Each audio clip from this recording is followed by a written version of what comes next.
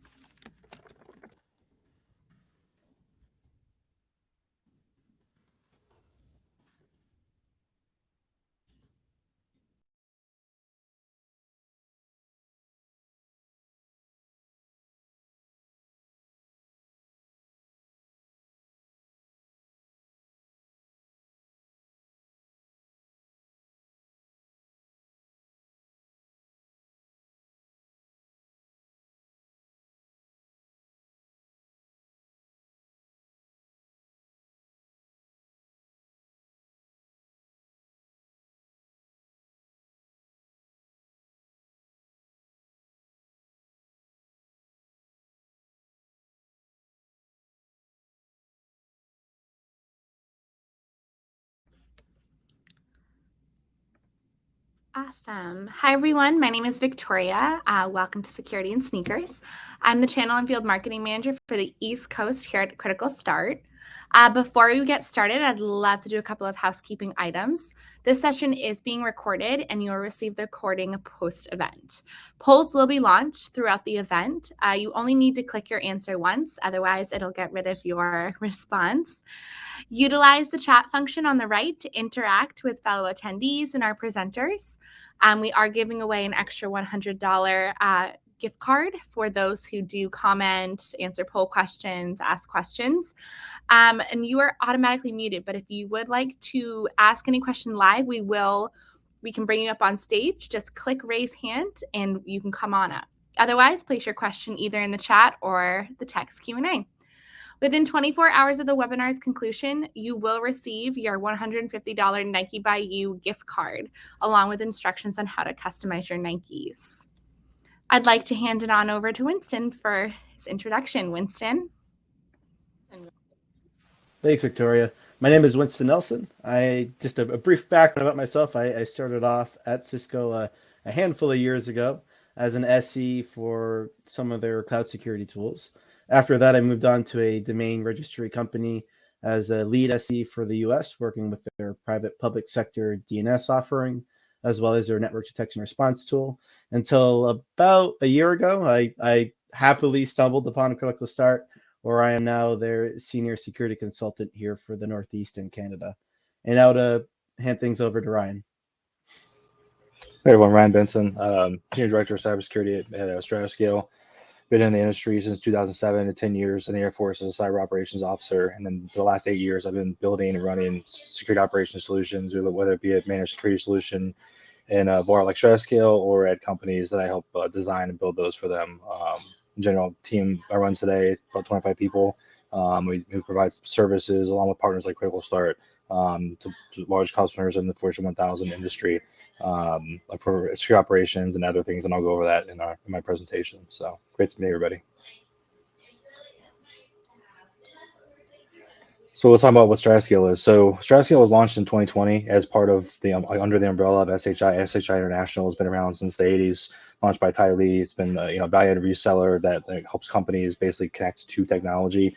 The idea of launching Stratascale was to be able to take what SHR did well, right, which is bringing the ability to bring technology to customers and help them get it at scale and speed, was to add in kind of that big four consulting type of wing into what SHI delivers, so we can go to customers and be able to deliver things like solutions around data intelligence, automation, cybersecurity, and build these solutions that are more customized and white glove for customers, helping them find the right solutions, whether that be products or services, to help them integrate and move what we call being more digitally, bringing digital agility to our customers so they can move and scale as the climate changes, day to day, week to week, as we've all seen over the last 10 years, especially with COVID and things changing. It builds a real need for us to design this in a kind of a one-stop shop for customers.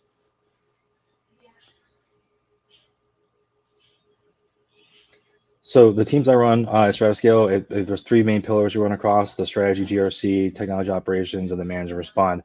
Underneath each one of these, we have a breadth of professional services and managed services that we operate, and we work with like Critical Start as a key partner on the MDR solution. And I'll show you that in the next couple of slides of how we've actually built that out to basically identify all the things that Critical Start doesn't do, because they do MDR very well, and all the things they don't do, like things like attack surface or things like vulnerability management, and tie those into one holistic solution for our customers so they can get more breadth and depth from a technology solution and service solution from StrataScale to be able to hit all the key needs they have, but then also have experts across all these different pillars. So when you need something else, like you're looking at a zero stress strategy, or looking for moving towards like you need a virtual CISO, or looking at like your GRC program and have gaps in those, like those are all things we can bring to the table to do one-time assessments, to be able to kind of build a program for you, or to be able to manage it as a managed service.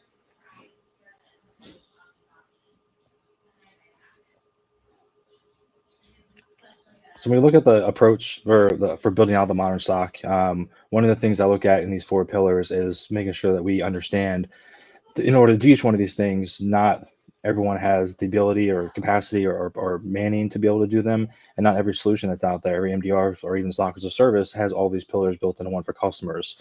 And for us, it was looking at like how we take a more modern approach to building a SOC and make sure we fill each of these gaps, but more importantly, make sure they're working together in a cohesive function, so that there's no gaps in either one of them, and make sure that we're able to detect and respond to threats appropriately.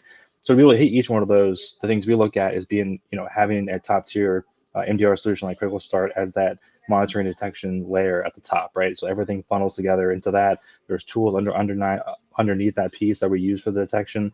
But more importantly, there's people sitting that get those alerts that, we use the tool within the tools to be able to see like, what's the context, what does this mean, and work with our clients on, not only tuning down what's coming from the tools, but how to effectively respond and fix the underlying issues that come from those. Having the engineers on the back end and be able to maintain the SIEM, your firewalls, the vulnerability management solutions, like whatever your EDR, like whatever it might be back on the back end, make sure those have the right detection rules built into them. They're mapped to the MITRE framework, like all those things that are important to make sure that they're functioning the way they're supposed to be. Having the right threat intelligence that's curated, pulled in, knowing what the threat actors are doing, knowing and making sure that you have those gaps covered in the system. But I think most importantly, as part of this, and one of the things that we work hand in hand with Critical Start on from our services, is mapping the attack surface and running validation testing. So unlike a traditional pen test where you're kind of looking at a point in time and running a scenario, we look at the viable attack paths, right? The things that an attacker could do against the client. And we like to run those and see, does Critical Start catch them? Do the tools catch them? Are the processes in the back end with the customer catching them? And we do that in either a blue, purple, red team type approach to make sure that all the stuff we just designed, the monitoring detection, the tools, all the stuff that's built in there, does it actually work when it's under fire? And do this in a more consistent fashion so we always know what our posture is, like how the client's doing, what the gaps are, and how we help the client fill those gaps with our services. Next slide, please. Now we look at a traditional and SOC as a service. For the most part, like a managed detection and response service will have that level 1 and 2, sometimes even into that level 3, where they can do some automated responses to stop events. And that's one of the things Winston's going to walk through in the presentation, is how Critical Start does that better than competitors. And you'll be able to see that. But one of the things that's always not there with just a traditional MDR service is to be able to go in and actually fully fix the incident or fully remediate the underlying problem that might be there. That's one of the things that our team attaches to there, is to be able to integrate with them, with the client, work through those, whether applying a patch or if we need to put in a new rule on a firewall, whatever it might be, going in and actually making that fix so that the issue that's underlying the problem actually gets remediated, either consulting with the client or actually doing it ourselves for them, can be able to do that. This adds more value into the solution. It provides more of that holistic SOC as a service to customers, and is very tangible and malleable. So we can do a little bit, we can do a lot. It's all built to be kind of more like a white glove type service for customers, so you get exactly what you need, not too much, not too little. Make sure we're hitting all the key factors of a successful secure operations center operation. And then you look at the architecture here when we're built together.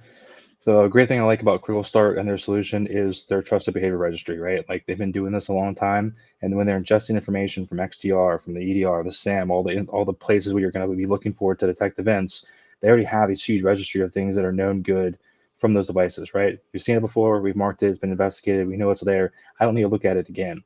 But one thing that's unique about them that I like a lot is that every alert goes to an analyst. It's not just it's a high, low, medium. Every alert goes in, it gets looked at. Whatever change from one alert to another, they have that registry in the back end. They have the context, they have the information that's there to see what changed, like the hash, something else that's in there that flagged it as being different. They can take that and makes the investigation go faster, but then also make sure that nothing that was marked as a low because the policies weren't correct on the firewall or EDR or something like that don't get past the filters and don't get past the analyst, so that it actually is a high event that's just marked inappropriately. It actually does get escalated to the appropriate manner. And then in this architecture, you have the analyst that is able to look at that alert and then feed in the context from the Stratascale SOC team for that attack surface data, the vulnerability data, the threat models, all that policy enforcement we build into it to create that that holistic look at what the environment looks like, and be able to view that within the mobile SOC and the ASU web portal.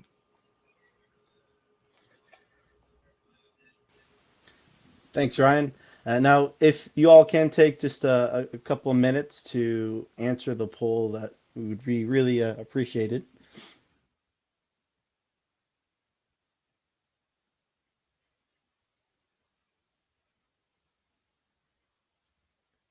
And while we're working on that, I'll go ahead and jump right in. And real quick, apologies for the voice. I'm coming over a cold, so if it's a little bit raspy, apologies on my end. But let's talk about cyber attacks, right? Let's talk about how they actually happen, what that life cycle is, how you can really defend against it, and then dive a little bit deeper into the details of an actual example of us taking these concepts and helping organizations protect themselves from cyber criminals. Now, in addition to our MDR services, we do also offer incident response, and for a long time, we have provided IR services to organizations. We had a customer who actually came to us for an IR engagement. They came to us because their entire file system had actually been ransomed. So our job then was to not only help them clean up as best we could, work through the logistics of talking to hackers and things of that nature, but also go backwards, right? And figure out how did this occur, right? So we dove into the attack, and the story is one that we really see quite often. It was an instance where a spear phishing campaign was launched against a domain admin. They got tricked into clicking a link that they shouldn't have clicked on, and then once they clicked on that link, right, that infection started on the endpoint, which, to mention, right, that endpoint was a domain admin endpoint with domain admin credentials. So once that malware started to take effect, right, then the C2 and or command and control activity was established. The attackers were able to steal the domain admin credentials. They pivoted over to the domain controllers and then started spinning up accounts. They logged out and then actually logged in a little bit later, and then started to sniff around the network and really got very lucky, because the second server that they found in their kind of network scan of domain controllers was the file server for the entire organization. After which they reached out to their command and control server, downloaded ransomware onto that server, and then ransomed the entire file system of about 1 terabyte of data for that organization, all within about 16 minutes. Now, what does all of this have to do with the number 4 that you see here on the screen? Well, it was about 4 hours from when that initial compromise, that initial spear phishing success, to ransoming of the entire file system, right? And that's including the attackers leaving the environment and then coming back a couple of times. And as soon as the spear phishing campaign hit and was successful, they also actually didn't jump in immediately, right? It wasn't until probably about an hour after the spear phishing campaign was successful when we then saw that they continued the rest of their attack, where they jumped onto that infected machine. They stole the domain admin credentials, started sniffing around. So probably about 2 hours of work for the attacker and about 4 hours overall. And this was a really big deal for our customer, aside from the obvious, because they were actually in the process of working through an acquisition on top of all of this. They were in the process of getting acquired by a larger organization, and we're actually in the due diligence phase of that process, if you will. So we dove into this and said, okay, why weren't they notified about this, right? And what we discovered was really they weren't notified for a couple of different reasons, right? One was that they actually did get an alert on that file server, but that antivirus was in alert only mode, and they didn't actually want to impact any of the work that was being done on that file server, which is why they set it up in alert only mode. So then by the time that they were even made aware of the attack that was occurring, right, it was already too late. The antivirus, when it generated the alert, that customer environment had already been compromised for a handful of hours. And then on top of that, there was actually a lot of other activity happening long before the actual ransoming of that data and locking down of things that just wasn't even bubbling up, that wasn't even in the threshold of data that they were looking at. So we dove into this and started working with their security team, and what we saw is really common, generally across organizations, is that attacks aren't being missed because people are dumb or bad at their job or anything like that. It's more for a couple of different reasons, right? For one thing, security is often viewed as a part-time role, right? Subject matter experts are extremely expensive and are difficult to come by. It's certainly not going to get any easier. And so a lot of organizations are doing part-time analyst work and then part-time other work, right? Even if you have a dedicated security team member, for the most part, that security team is doing some investigation of alerts, but most of their job is, meeting with business units. It's building technologies, doing configurations, going back and forth on vulnerability assessments. It's them trying to move the business forward while at the same time trying to do security analytics work. And then on top of that, right, the time to attack is really shrinking. And I picked this example because it is one of the fastest I've ever seen. 4 hours is probably the fastest our team has ever seen, where an attacker has gone from initial compromise to a breach event, which in this case was the ransomware.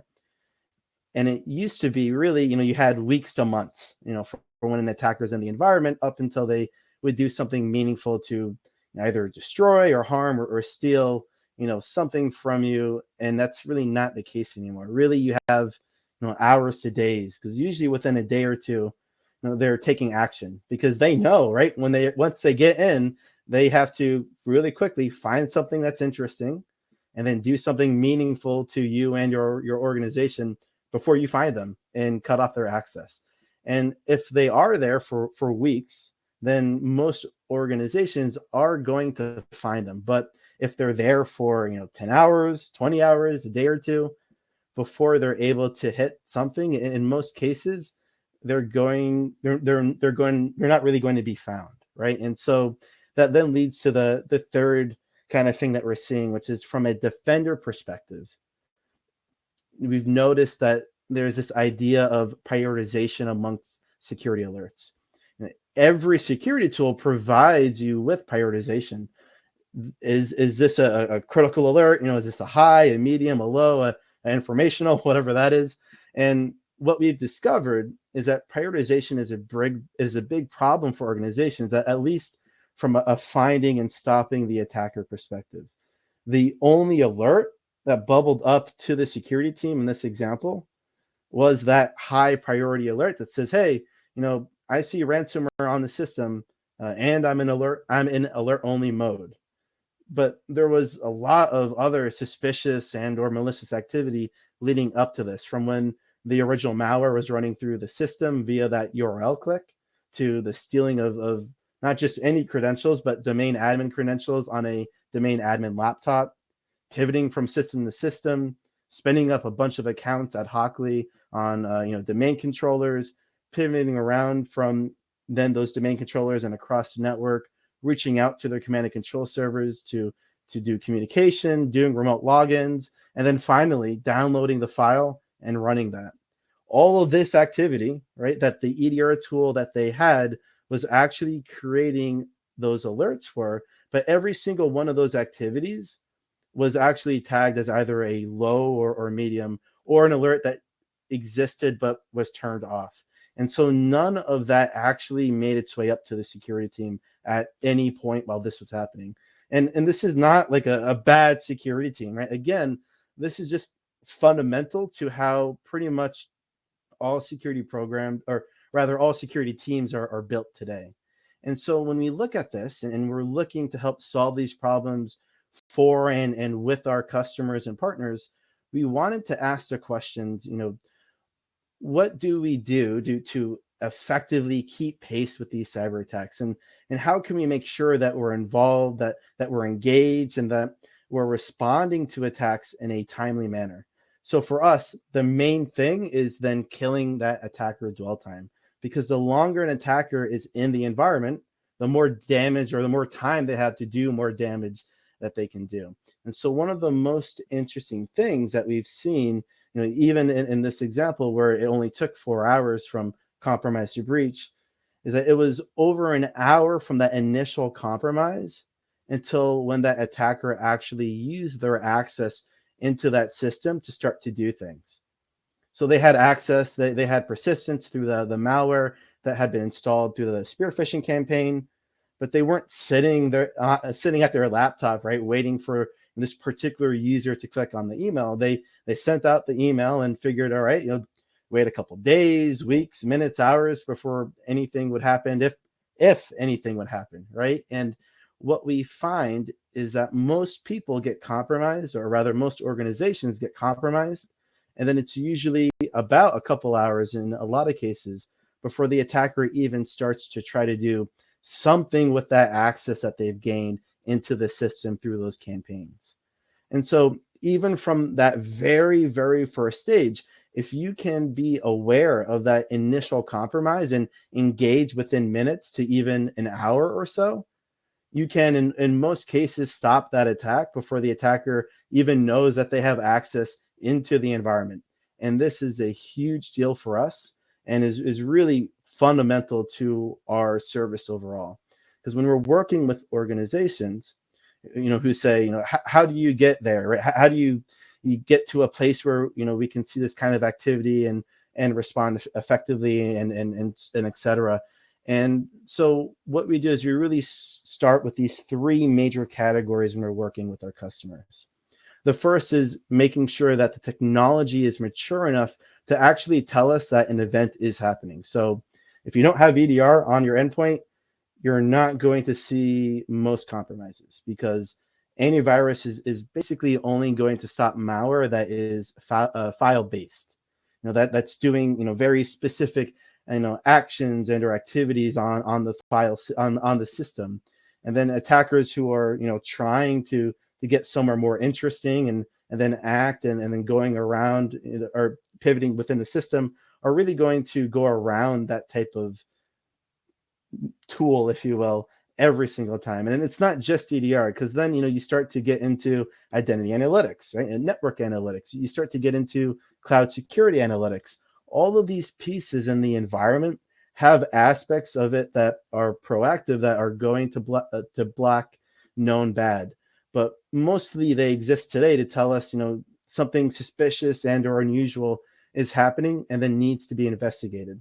And so the tools themselves need to be turned up to a level where you can actually tell that these events are happening, and that this is really something very big for this particular customer. Because again, the tool that had the data in it to tell them, hey, this machine has been compromised. Hey, these credentials have been scraped. Hey, this user is pivoting around, but none of these things bubbled up because most things were turned off. And this is true for almost everyone we see. The second piece here is then, even if you have, even if you are getting enough of those alerts, right, and having an educated team who then understands what to do with those alerts and can take action based on that knowledge is still very difficult to find. They need to know how to investigate and respond to alerts that are then scattered across multiple tools, different GUIs. Sometimes, all those tools don't like to work nicely with one another. They need experience with incident response, working across multiple BUs, amongst a lot of other skills. And so you not only need to have tools that tell you, when bad things are happening, you also need a team of people who can do something with that data, who understand it and can really determine if this thing is bad or not. And then lastly, and finally, right, you need to be able to take response actions. If an endpoint is compromised, you need to be able to contain that threat. If a user account is compromised, reset the password. You need to be able to do something to stop an attack that's in progress. Because even if you've got, the tools to tell you that, bad things are happening, even if you have a team in place that understands what that means and what needs to be done about it, they're not empowered to take that action if they can't actually do whatever it is that they need to do to contain that threat. And so all of this is great in theory, right? Talking through, yes, we need, mature technology. Yes, we need a strong team that really understands what's going on. And yes, we need to be able to do something about incidents when they pop up. But what does this actually look like? What is a efficient SOC? Who's seeing the data come in, responding to it? What does it actually look like in real time? Because it's great to talk about these things, right? But let's put my money where my mouth is, so to speak. And really what I'm going to be pivoting to now is we have an actual cyber attack that I've anonymized. I'm going to walk you through that real cyber attack that we saw coming from a security tool that we were monitoring for a customer, and then how that kind of entire process began and works from the start to end. So right off the bat, the first thing I want to call attention to is that the alert did not come from the security tool's native alerting, right? What we're seeing here is that we are actually running a query against the backend, the data lake for this EDR tool saying, tell me if you see any hidden command line or hidden PowerShell. If you see hidden command line running in, if you see hidden PowerShell running in command line, or command lines trying to run PowerShell in hidden mode, or any kind of hidden PowerShell on a system, generate an alert. Now, hidden PowerShell does run constantly on systems, but almost anyone that's going to attack you, right, they're going to run a hidden PowerShell at some point in time. So we want to make sure that we are bubbling up these detections, these alerts. That being said, at best case, right, I've never seen an alert that in this context that's higher than a low priority if it comes in natively from the security tool. So most tools are going to say, hey, there's information, something is running a command line and is asking for hidden PowerShell. So we pull that information into our platform, which looks very much like this. We're plugging in, right? We're presenting it to the analysts, and there's a lot of data to go through. I mean, pages of pages to go through. And our analysts have all of this at their fingertips where they can then go in, review, validate. And the benefit of that is that the more data you have, the more sources, right, endpoints, identity network, etc., the more information you get. But it can also be very easily overwhelming, right? And I have all this data, for one alert, but what if there are 20 alerts associated with this one event, or this one endpoint, or this one user? And then they're all kind of happening roughly around the same time. So how do you investigate that effectively? Well, we have an idea for this, right? We call this event analysis. We're aggregating across the security events, and they say, hey, of all of these key value pairs, of all the data points that we're getting in, right, where is it the same across every single one of these alerts? And then where is it different? And those differences often tell us a story. So if I look at the event type right here, I can start to see, okay, an IP connection was made, and then a file was created, which caused a file modification, and then that file was deleted.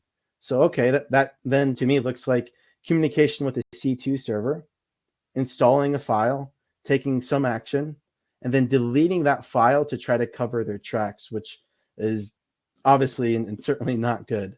And then on top of that story, though, I can also dive into any particular data and say, okay, a lot of things are the same, right? Here's the operating systems. Here's the command line process, which in this case was just one command line across all of these alerts, doing all of these different things. Here's the hashes associated with it. the file paths it's interacted with. And I can get visibility now of both the story of all the different events that are happening, and then also a holistic view across the entire environment. Now let's dive in a little bit deeper into that command and see what was actually running. So this is actually the C2 activity. This was the script that was running. It's a decoded version since the original was encoded, but you can see that they are attempting to run PowerShell. They're running it in hidden, right? They're telling it to download from this weird URL, which I would grayed out. And as we dive in to look at that file, right, that was downloaded, what information we have on it, right? And we can get the VirusTotal classification right from here, right? Pivoting right into VirusTotal, plugging that data in, and it gives us a lot of information about this, where we can see other people, right, are now saying that this is really bad and what they have to say about that with IPs coming from Russia. And so now we have even more information, right, including the URL. So we then can take that URL, compare it against known threat intelligence about the environment, start pulling in data around that, pointing out things like, hey, this URL is actually known to be part of a Russian hacking group, and is part of a campaign around ransomware events for organizations, gaining persistent access, so on and so on. We take all of that information in and make it consumable for our customers. So we say, okay, let's provide guidance on what actually is happening here. We'll detect that PowerShell was running with hidden command line that was downloading a file to this particular host. We share the command line with the customer. We share the IPs. We provide a whole bunch of additional information, open source intelligence that says, in addition to everything else, right, here are 4 hits from VirusTotal. Here are a bunch of hits from Alien Vault. And this is coming from Russia and is part of a larger attack group. We also discovered, though, that this executable that they had was running within their environment, right? And it did, in fact, trigger. It was successful. And that furthermore, we believe that this was part or is part of Cobalt Strike. And so we provide a what is the risk section to give clear guidance as to what is going on here, right? If it is Cobalt Strike, what does that actually mean? And so then we go in a bit deeper and go, well, it's part post exploitation agent. It creates covert channels. It's hard for most security tools to even notice that it's happening unless you're looking at very, very low type of activity. It talks about how they use it and how it communicates with the command and control server, how it's meant to get around antivirus. And then we're escalating it up to the customer because in this particular case, this attack occurred against a production server. So in a production environment, very few of our customers actually allow us to act immediately on their behalf. We can, but very few allow us to do that because they want their security team to be involved to make the decision to say, should we take action? Should we not take action? Maybe depending on the level of criticality of the system in that environment, they may want to risk getting ransomed or taking down a server to keep that production running. But those are all decisions, right, that can't be made in a lot of cases by a third party. Right? Laptops are easy. A user laptop, okay, no problem. We'll isolate it. If it's more of a lower level user access alert, right? Okay, reset the password. All this is done within a couple of clicks of the button. But what is much more complicated is this situation, right? Where there's an actual server. So that what is recommended section at the bottom is then us saying, hey, we're escalating this up to you, the customer. We're reaching out to the on-calls. We're going to talk to you about this, but you need to isolate this host and block these IPs from your firewall. Because we're not authorized to do either of these things as was defined by the customer, which is why we're reaching out to you. And that way, any customer that gets this doesn't have to worry about, that whole sea of data that we were just looking at. They don't have to worry about, is this a low, a medium, an informational, priority alert? All they have to worry about is, hey, you have an instance of Cobalt Strike in your environment. It's actively running right now on this server, and you need to take action on both blocking the C2 activity and containing the threat on this device. And so going through that kind of timeline here at the top, what you can see is we made a call to the primary point of contact.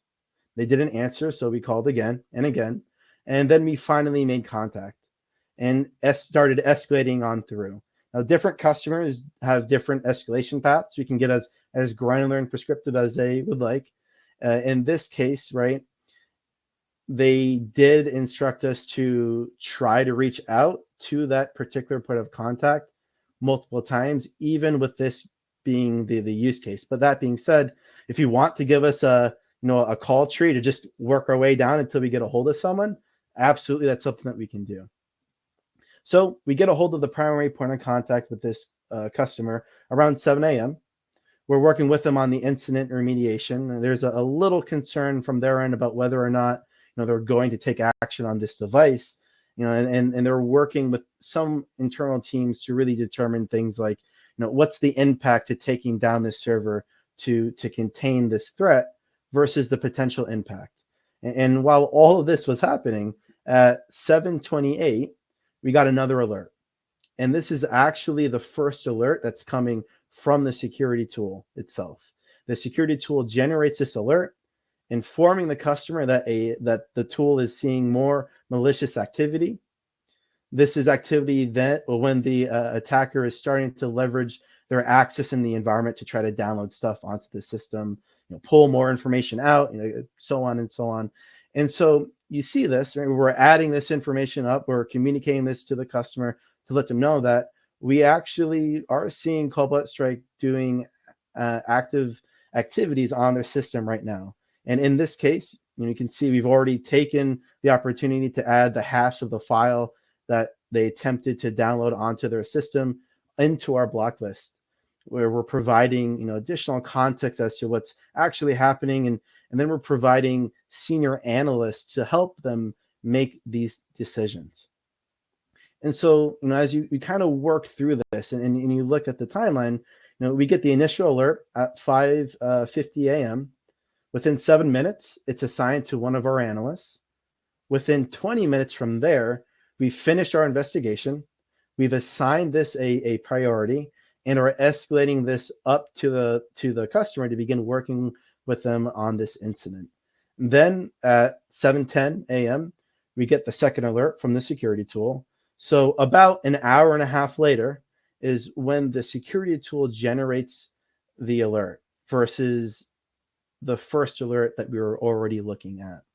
Within a minute of that alert being assigned to an analyst, because we were already in the environment and aware of the incidents that were happening, we were then able to provide additional information, context up to the customer in about 10 minutes from there, from that second attack.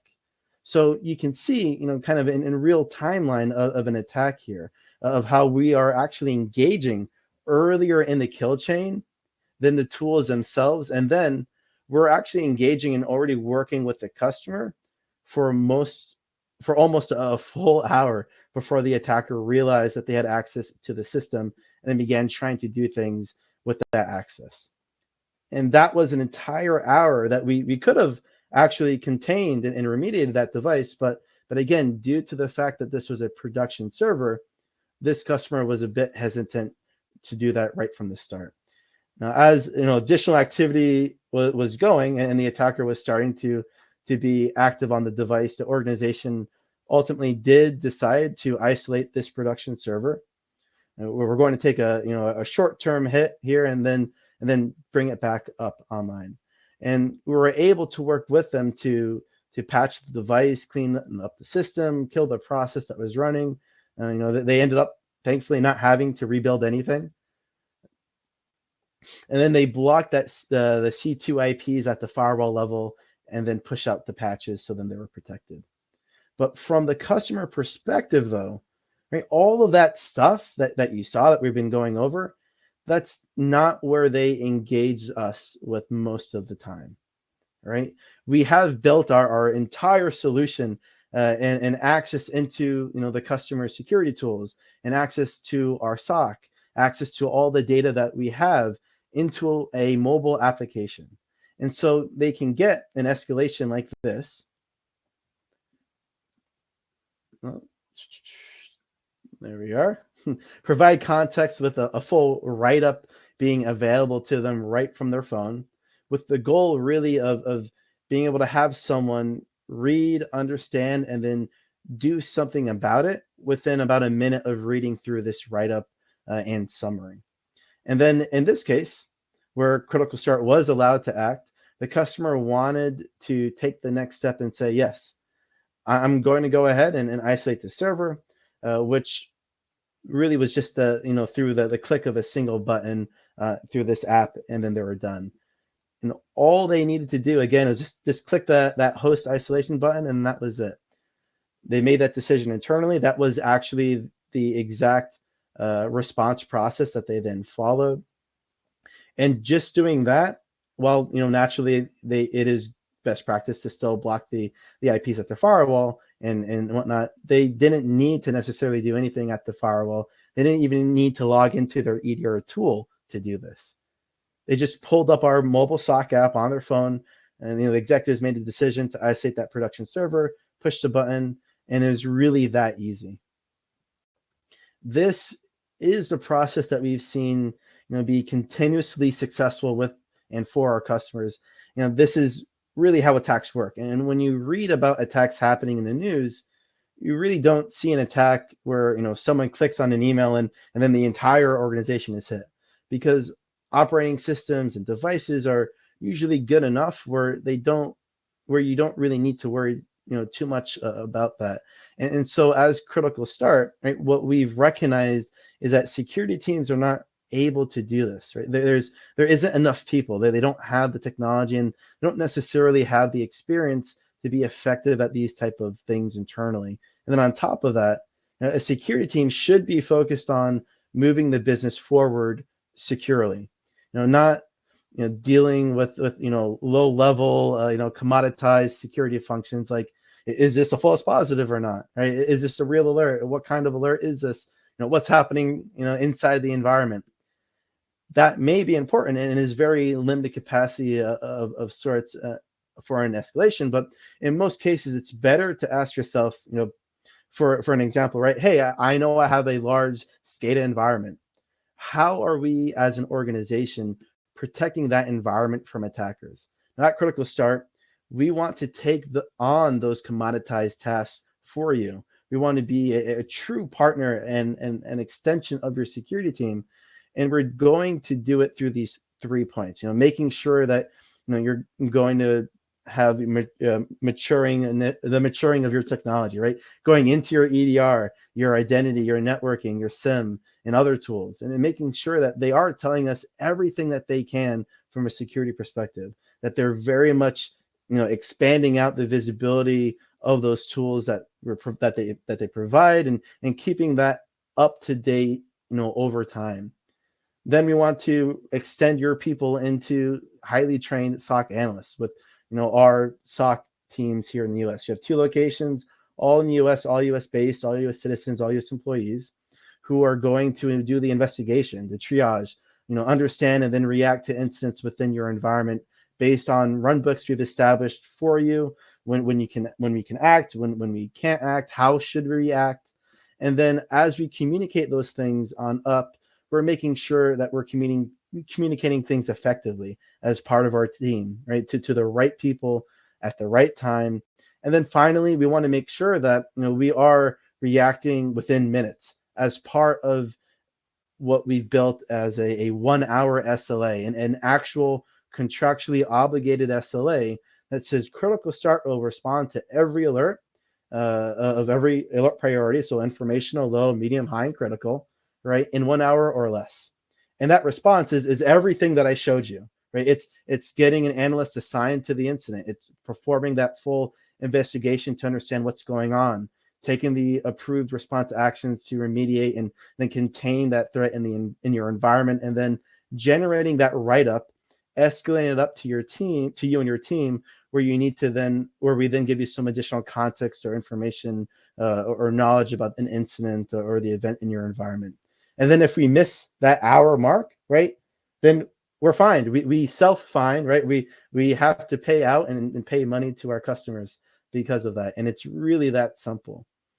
This is what Critical Start does, right? This is how we partner with organizations. And this is a true example of how, as an organization, we're able to help you actually stop cyber attacks. So with that in mind, let me hand things back over to Victoria for Q&A. Thank you. Awesome. I'm going to launch one more poll question, and then it looks like there is a bunch of questions in the Q&A, so we can get to those. Awesome.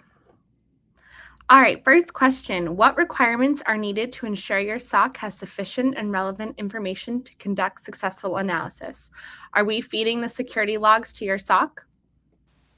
Yeah, great question. So there's a couple different ways we do this. When we talk about our managed detection response offering for EDR and XDR, we have direct bidirectional API integrations into those tools. So we're actually pulling the alert that tool is generating directly from that tool itself. That's actually also how we're then pushing out the response actions. So it's going through to that tool's console, where the console pushes out the alert. So that's one way that we're getting the alerts. Another way is through our managed detection response offering / co-managed SIEM, where we integrate with a handful of really best in breed SIEM solutions, where if there is a data source that we do not integrate with or that you want to add into scope, we would just simply have you send that data source on into the SIEM. The SIEM will generate alert, and then we'll grab that alert that the SIEM generates through a bidirectional API. Great. That kind of answers another one of the questions. Someone just wants a short explanation on reducing false positives. Yeah. Oh, great question. So, Ryan mentioned before, our trusted behavior registry. And that's something that is really, lack of a better way to phrase it, really, really cool. And what I mean by that is this. So specifically, right, that trusted behavior registry is a collection of over 80,000 plus known good behavior profiles, behavior playbooks. And so what's happening is, as those alerts are coming into our platform for all of those different security tools, they're going to go up against that gauntlet of sorts, right? Against all of those 80,000 plus known good behavior profiles and playbooks. So then we can quickly and easily identify what is in fact a known false positive. Whatever we find to be a false positive, we auto resolve. We won't bother our customers with. And because of those bidirectional APIs, we're going to make sure that is reflected into that tool's console as well. Yeah, I think a key to that too is when we talked about the continuously running validation testing, right, in the environment. Because if you're not testing those alerts and where they came from and linking those back to other components in the SOC, then you could be missing key components of marketing as a false positive, or you're marketing things as false positives that actually are true, but you're just missing visibility as to why it's true as part of that process. Yeah, no, great point, Ryan. And just to add on a bit more to that, so something that we haven't yet touched upon is we have our own what we call cyber research unit. And so helping to kind of support like the continuous feeding and maintaining of that trusted behavior registry, part of their task or part of their job is to do their own independent research, pull in third-party research, pull in information from our IR practice, our SOC environment, and they actually come up with their own detection content IOCs playbooks. And you think about detection content management, that's essentially what they're doing for our customers. For the tools we have the direct API integration on into, we come up with those IOCs, we push them out to our customers, so they're getting extra protection on top of whatever they're getting already by default from that vendor tool. Great. Is it an all or nothing offering, or is there room for temporary assistance, say augment a SOC for 2 to 3 months?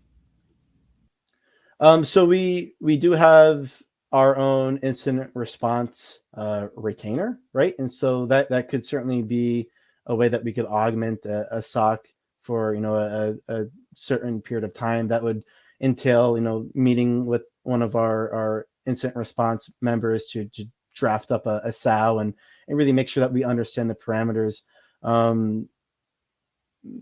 Yeah, it's a hard question to ask, right? Because well, I think on your side, Winston, it's harder because yours, the MDR is like a year-long service. It's a service you sign up for, and to your point, the instant response would be for smaller things. On the Stratical side, we do augment. It's like, so for whatever component it might be, you might even need someone for vulnerability management, you need someone for detection, like whatever those pieces are, and we can build out like specific statements of work to do those specific tasks for you, and then come back to the drawing board and see where else does this lead into, right? Does MDR make more sense to do those things? So that's totally doable. Great. We have a couple more. Are you able to provide evidence as needed to your customer auditors? Yes. I guess I'd want to understand more, like what kind of evidence around what. Like, I'm assuming we're talking about alerts and alert responses, but absolutely, that's something that we can help provide. And then I do also see another question here: is this model SIEM/EDR/XDR agnostic?